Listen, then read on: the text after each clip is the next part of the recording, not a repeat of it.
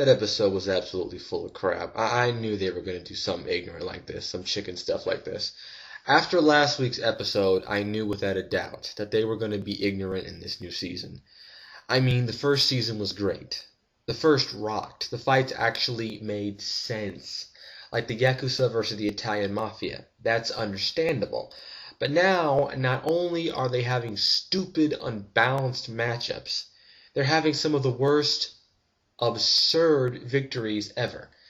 Now, before I did this video, I did some research about Jesse James and Al Capone, and I will be honest. Jesse James does have a pretty impressive history.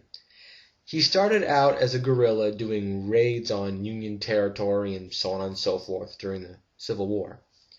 Jesse James was shot numerous times and got some pretty bad wounds in the chest he took some time to recover from.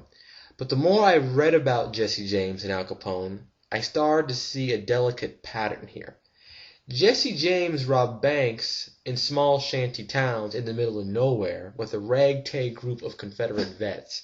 Al Capone practically owned his town, according to Wikipedia. This is a quote from Wikipedia. Through his organized corruption, which included the bribing of Mayor of Chicago William Big Bill Hale Thompson, Capone's gang separated largely free from intrusion, operating casinos and speakeasies throughout Chicago. Wealth also permitted Capone to indulge in a luxurious lifestyle of custom suits, cigars, gourmet food and drink. His preferred liquor was Templeton Rye from Iowa, jewelry, and female companionship. So while Jesse James was hiding out in the boonies, Al Capone, for a time, was living like a movie star in broad daylight and did whatever he wanted to do. Another reason I think Jesse James taking on Al Capone is a stupid idea is that there's a 10 to 30 year time difference separating them. They both lived in two different centuries, so, and anybody can correct me on this, I'm pretty sure that affected military technology. Another quote from Wikipedia. In a particularly unnerving incident on September 20th, 1926, the Northside Gang shot into Capone's entourage as he was eating lunch in the restaurant of the Hawthorne Hotel.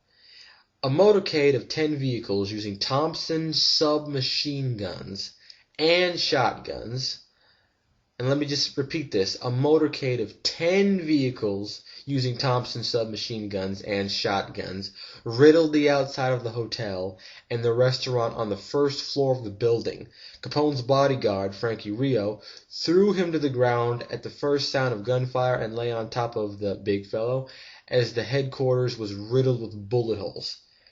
Maybe I'm stupid, but I don't think Jesse would have been able to survive that while sipping on a beer at the Long Branch. Al Capone had bulletproof glass on his cars, underground fortresses, and 8 different hideouts, and he was also surrounded by guys carrying machine guns. The last reason I believe that this fight was stupid is this. Jesse James wasn't very smart. He always took risks, and everybody around him usually ended up getting killed or mutilated.